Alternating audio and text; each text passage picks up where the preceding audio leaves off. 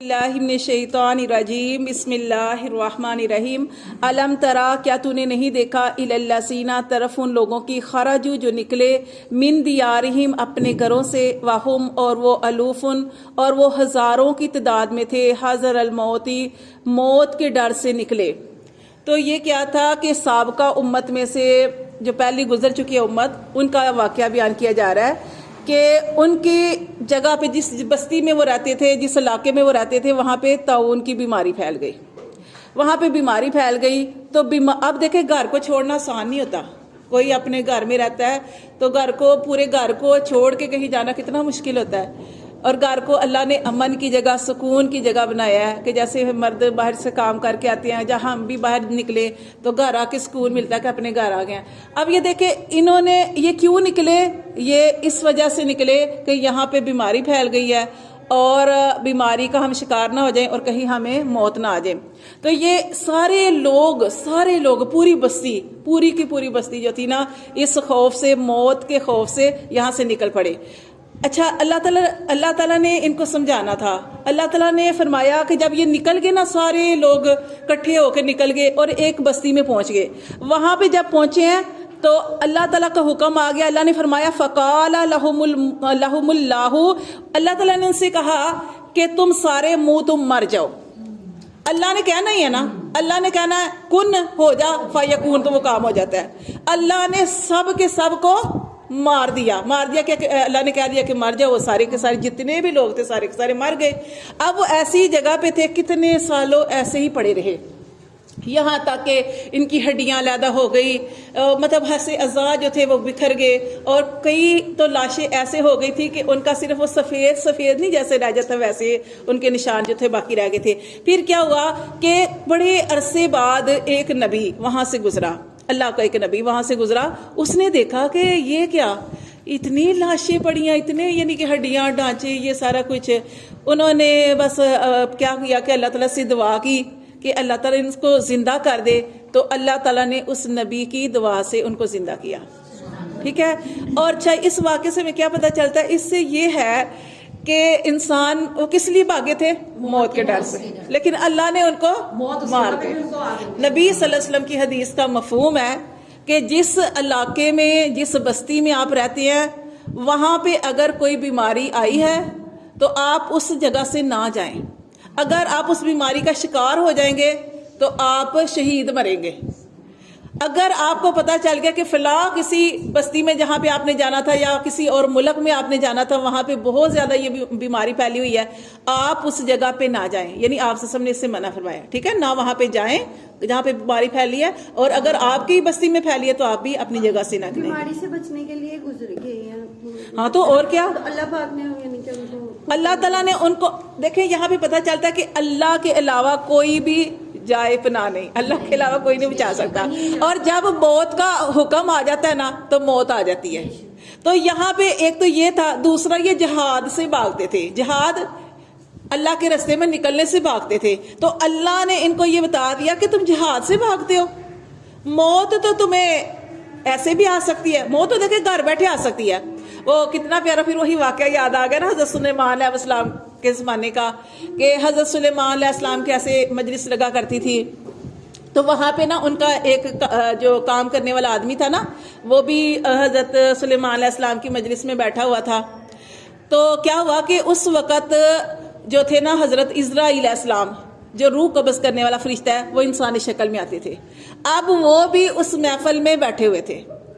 اب کیا ہوا کہ وہ جو فرشتہ تھا نا روح قبض کرنے والا، وہ بار بار نا اس آدمی کی طرف دیکھ رہے تھے جو حضرت سلیمان علیہ السلام کی مجلس میں بیٹھا ہوا تھا۔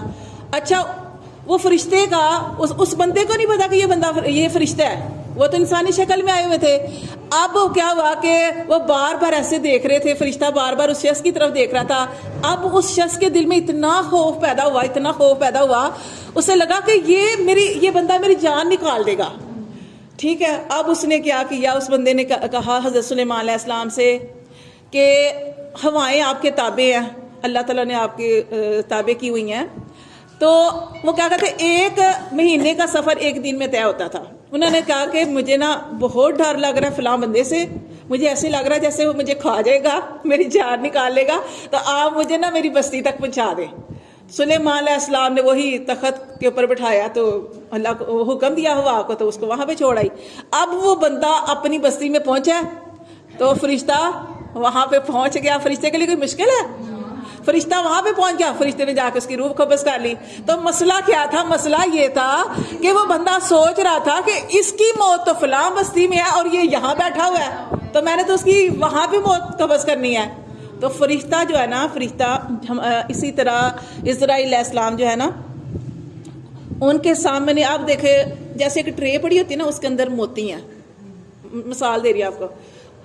ہم سارے اس کے سامنے ایسے ہی ہیں کہ جب موت کا حکم آ جاتا ہے نا، انہوں نے بس اس کو چننا ہے، وہ جہاں پہ مرضی ہو وہاں پہ انہوں نے پہنچ جانا ہے۔ وہ کیا ہے نا کہ جب اللہ تعالیٰ نے، وہ کسی نے پوچھا نا حضرت جبرائیل علیہ السلام سے کہ آپ کو آسمان سے زمین میں آنے میں کتنا ٹائم لگتا ہے، تو انہوں نے کیا کہا تھا؟ انہوں نے اتنی پیاری بات کی، انہوں نے کہا کہ جب یوسف علیہ السلام کے بھائیوں نے یوسف علیہ السلام کو کنویں میں ڈالا تھا، تو میں ابھی وہ کنویں میں نہیں گرے تو میں نے آسمانوں سے آ کے ان کو پکڑ لیا۔ تو مطلب اللہ کا حکم ہے نا سارا۔ اسپیڈ کتنی تھی یعنی کہ وہ یہ کہہ رہے تھے، یہ مفتی صاحب بھی بتا رہے تھے کہ اللہ تعالیٰ نے ان سے کہا تھا کہ تم فرشتوں کی فہرست سے خارج ہو جاؤ گے اگر یوسف علیہ السلام کنویں میں گر گئے تو موت جو ہے نا جہاں پہ آنی ہے، جس جگہ پہ آنی ہے، موت آ کے رہنی ہے، موت سے کوئی بچ نہیں سکتا۔ ایک صحابی تھے نا، تو وہ صحابی جو یعنی ان کو موت کا شوق تھا، شہید ہونے کا، یعنی شہید ہونے کا شوق تھا۔ موت کو یاد رکھنا چاہیے لیکن موت مانگنی نہیں چاہیے۔ اچھا، ان کا شہید ہونے کا بڑا شوق تھا لیکن وہ شہید نہیں ہوئے۔ اچھا، ایسے ہی نا وہ کیا ہوا کہ ایک دن وہ ایک صحابی کہتے ہیں کہ جو لوگ جہاد سے بھاگتے ہیں نا، وہ جب ان کا آخری وقت تھا ان صحابی کا، تو وہ کہنے لگے کہ جو لوگ موت سے بھاگتے ہیں، جو جہاد سے بھاگتے ہیں، اس لیے وجہ سے بھاگتے ہیں نا جہاد سے کہ ہم جائیں گے تو پتہ نہیں ہماری موت نہ ہو جائے، یہ شہید نہ ہو جائیں۔ تو وہ کہنے لگے کہ دیکھو میں جنگوں میں رہا ہوں، میرا پورا، میں اب جنگ کر کر کے، لڑائیاں کر کر کے، اللہ کے راستے میں نکل کے میرا پورا جسم زخمی ہے اور جسم کا کوئی حصہ بھی ایسا نہیں ہے جہاں پہ تیر، تلوار، نیزے نہ لگے ہوں، لیکن دیکھو میری موت کہاں ہو رہی ہے؟ بستر پہ ہو رہی ہے۔ تو یہ اللہ کو پتا ہے موت سے نہیں ڈرنا۔ دیکھیں ہمارے ساتھ ہمارے فرشتے ہیں نا، ہمارے ساتھ اللہ نے لگا دی ہیں۔ اب یہ فرشتے ہماری حفاظت بھی کرتے ہیں، اور فرشتے اگر موت کا وقت ہوتا ہے تو یہی فرشتے ہمیں اس جگہ پہ لے جاتے ہیں۔ دیکھیں اب دیکھیں کہ مثال کے طور پہ فلاں جگہ پہ آپ نے نہیں جانا، لیکن اگر آپ کی موت کا وقت اور ٹائم آ گیا ہے تو آپ کو اس جگہ پہ جانا پڑے گا، یعنی کوئی آپ کو موت کھینچ کے لے جائے گی، آپ نے نہیں جانا، آپ کو لے جائے گا، یا آپ کہیں گے چلو میں چلی جاتی ہوں، لیکن وہاں پہ موت لکھی ہوتی ہے۔ اسی طرح ہوتا ہے کہ جب کیا ہوتا ہے کہ جب انسان کی موت نہیں ہوتی تو انسان جو ہے کہ بالکل نیچے آنے والا ہوتا ہے، حادثہ ہو رہا ہوتا ہے، لیکن وہ بچ جاتا ہے کیونکہ فرشتے بچاتے ہیں نا، فرشتے اسے پیچھے کھینچ دیتے ہیں کیونکہ ابھی اس کی موت کا وقت نہیں آیا۔ تو یہ یاد رکھنا ہے کہ موت ہر حال میں آنی ہے، تو اس چیز سے نہیں گھبرانا چاہیے، لیکن اگر موت اللہ کے راستے میں آئے تو سب سے بہترین ہے کہ شہادت کی موت ہوتی ہے۔ تو یہاں پہ بھی یہی اللہ تعالیٰ نے فرمایا کہ اللہ تعالیٰ نے ان سے کہا تھا فَقَالَ لَهُمُ اللَّهُ مُوتُوا کہ تم سارے کے سارے مر جاؤ، ثُمَّ پھر أَحْيَاهُمْ پھر اللہ نے ان کو زندہ کیا، کیسے؟ نبی کی دعا سے۔ اور اللہ نے یہ بھی بتانا تھا کہ لوگ کہتے ہیں نا، کافر کہتے ہیں، مشرک کہتے ہیں اللہ کیسے زندہ کرے گا مرنے کے بعد، اللہ نے یہ بھی دکھانا تھا کہ اللہ مرنے کے بعد بھی ایسے زندہ کرے گا۔ اللہ نے کہا نا ہو جا، وہ ہو جائے گا۔ اللہ فرماتے ہیں ان اللہ لذو فضل علی الناس، اور بے شک اللہ بڑے ہی فضل والا ہے لوگوں پر، ولکن اور لیکن اکثر الناس اکثر لوگ لا یشکرون وہ شکر نہیں کرتے۔ تو دیکھیں اسی طرح جب ہم سوتے ہیں نا تو وہ گویا کہ ہم مرے ہوتے ہیں، کیونکہ سونا بھی موت کے مشابہ ہے۔ اس لیے جب ہم دعا پڑھتے ہیں نا سونے کی تو ہم کیا دعا پڑھتے ہیں؟ اللہم بسمک اموت و احیا، اے اللہ میں تیرا نام لے کے مرتی ہوں اور تیرا ہی نام لے کے اٹھتی ہوں۔ پھر جب سو کے اٹھے نا تو آپ یہ دعا پڑھتے ہوں گے، تو کون سی دعا ہے؟ الحمدللہ الذی احیانا بعد ما اماتنا والیہ النشور۔ الحمدللہ الذی احیانا، تمام تعریفیں اللہ کے لیے، اللہ وہ ذات ہے احیانا جس نے ہمیں زندہ کیا، کس کے بعد؟ بعد ما اماتنا، ہماری موت کے بعد۔ کہ جب انسان سوتا ہے نا گویا ایسے ہی ہے کہ وہ اسے کچھ نہیں یاد ہوتا، گویا وہ مرا ہوا ہے۔ تو بعد ما اماتنا و الیہ النشور، لیکن آخر ہم اٹھ تو گئے ہیں، لیکن پھر جب ہمارا وقت آ جائے گا تو ہم نے اس اللہ ہی کی طرف لوٹ کر جانا ہے۔ تو آپ نے دعاؤں کا بھی اہتمام کرنا ہے، سونے کی دعا، اٹھنے کی دعا، یہ بھی آپ نے یاد کرنی ہے۔ پھر دیکھیں اللہ فرماتے ہیں کہ وَقَاتِلُوا اور لڑو فی سبیل اللہ، اللہ کی راہ میں، وَعْلَمُوا اور خوب جان لو، ان اللہ بے شک اللہ سمیع علیم سننے والا جاننے والا ہے۔ تو دیکھیں اللہ تعالیٰ نے یہ جو قتال کی جو آیت نازل فرمائی، اس سے پہلے اللہ تعالیٰ نے واقعہ بیان کیا کہ تم موت سے بھاگتے ہو، تم جہاد سے بھاگتے ہو کہ کہیں جہاد میں جائیں تو ہماری موت نہ ہو جائے۔ اللہ فرماتے ہیں اللہ کے رستے میں نکلو، یہ بہترین سفر ہے، اور اللہ تبارک و تعالیٰ جو تمہاری نیت ہے اس کو اللہ سنتا بھی اور دیکھتا بھی ہے۔ ٹھیک ہے کہ آگے پڑھے تھوڑا سا کیا تھوڑا ہی ہے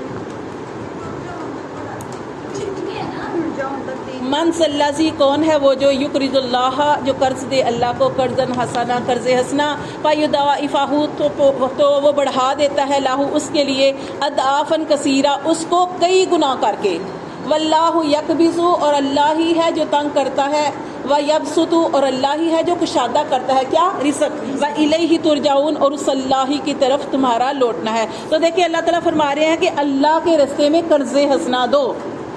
جب یہ آیت نازل ہوئی تھی نا تو ایک صحابی تھے ابو الاسدہ ان کا نام تھا صحابی کا، رضی اللہ تعالیٰ عنہ۔ جب اس صحابی کا نام آیا تو آپ نے رضی اللہ تعالیٰ۔ اچھا اب یہ جو صحابی تھے نا، جب ان کو یہ پتا چلا نا کہ اللہ نے کہا ہے کہ اللہ کے رستے میں قرض حسنہ دو، تو یہ نبی صلی اللہ علیہ وسلم کے پاس آئے اور نبی صلی اللہ علیہ وسلم سے کہا کہ اللہ کے رسول ہمارا رب ہم سے قرض مانگ رہا ہے۔ تو آپ صلی اللہ علیہ وسلم نے ارشاد فرمایا کہ ہاں تمہارا رب تم سے قرض مانگ رہا ہے۔ اچھا قرض کا کیا مطلب ہے؟ قرض کا مطلب ہوتا ہے وہ رقم جو واپس دی جاتی ہے۔ اب اللہ قرض لے تو اللہ نہیں دے گا۔ اس نے کہا وہ بندے نے اس نے کیا، وہ جو صحابی تھے انہوں نے کہا کہ یا رسول اللہ اپنا ہاتھ دے۔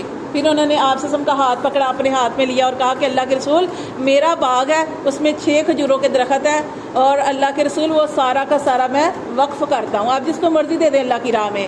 اور کہتے ہیں کہ جب انہوں نے یہ بات کہی اس کے بعد وہ اپنے باغ میں گئے، باغ میں نہیں گئے، باغ کے باہر کھڑے ہو کے اس صحابی کی بیوی بچے باغ کے اندر تھے، باہر سے کھڑے ہو کے اپنی بیوی کو آواز دی کہ باہر آ جاؤ، اب یہ باغ ہمارا نہیں رہا، یہ اللہ کے نام پہ میں نے وقف کر دیا ہے۔ اچھا تو یہاں پہ یعنی اتنا زیادہ جذبہ ہوتا تھا، تو یہاں پہ اللہ کہہ رہے کہ کون ہے جو اللہ کو قرض حسنہ دے گا؟ قرض حسنہ وہ ہوتا ہے اللہ کی رضا کے لیے کسی کو قرض دینا، وہ لٹا دے تو اللہ تعالیٰ فرماتے ہیں کہ اللہ تمہارے قرض وہ ہوتا ہے جو واپس کیا جائے۔ اللہ نے وعدہ کیا کہ اللہ تمہیں بڑھا چڑھا کے اللہ تمہیں دگنا چگنا کر کے دے گا۔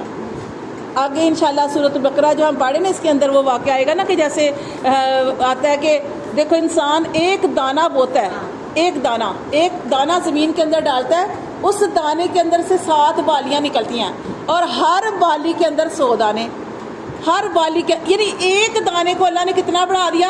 700 گنا۔